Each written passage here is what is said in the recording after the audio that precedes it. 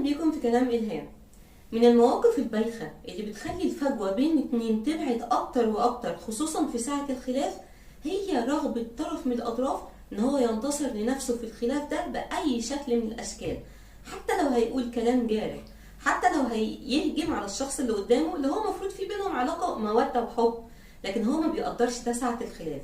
هو عاوز ينتصر لنفسه باي شكل ويبين نفسه صح باي شكل من الاشكال، حتى لو هيضر او يأذي الطرف اللي واقف قدامه. ما بيهموش اطلاقا. اهم حاجه ان انا صح، ان انا ما بقولش حاجه غلط، وان اي تصرف بعمله هو ده التصرف الصح، وانتوا ما تراجعوش ورايا وما تقولوليش ان انا غلطت في حاجه. انا ما بغلطش ابدا.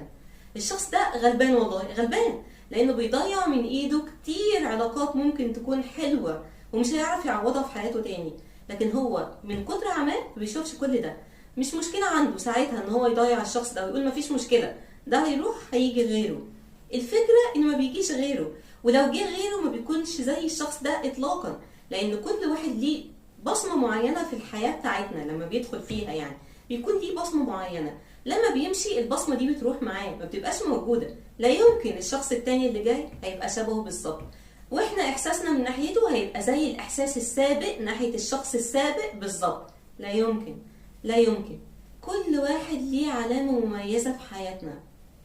الشخص بقى اللي بيتهور ساعة الخلاف ده وبيضيع من ايده الاشخاص دي هو اللي بيرجع يندم بعد كده. طب هل هو بس اللي عليه كل اللوم في الحكاية دي ساعة الخلاف؟ يعني احيانا بيبقى احنا كمان علينا لوم في الموضوع ده، لان كان في تصرف معين كده كان لازم نعمله ساعة الخلاف ده، نخلي المواضيع ما تتطورش بالشكل الرهيب اللي وصلت له ده، اللي هي لحد بقى الانفصال. ايه بقى هو التصرف ده؟ ان احنا ساعة الخلاف ده ننسحب، ما نوقفش ونرد عليه كلمة بكلمة، لا اطلاقا. احنا نقف بمنتهى الهدوء وبنسمع الشخص ده لحد الاخر ونخلص كل الكلام اللي هو هيقوله، وبعد كده ممكن نقول له طيب ممكن نتكلم في الموضوع ده وقت تاني، معلش انا مش عايزه اتكلم دلوقتي في الموضوع ده، ونسيبه ونمشي. او نقول له معلش انا بس هرجع البيت وافكر شويه بهدوء كده ونرجع نتناقش في الموضوع ده، عشان واضح ان انت بس منفعل شويه وانا كمان هبتدي انفعل، فبالتالي هيحصل موقف مش لطيف دلوقتي نتجنبه احنا الاثنين بان احنا نبعد عن بعض، وكل واحد مننا يروح يفكر في البيت بهدوء كده ونرجع نتناقش تاني.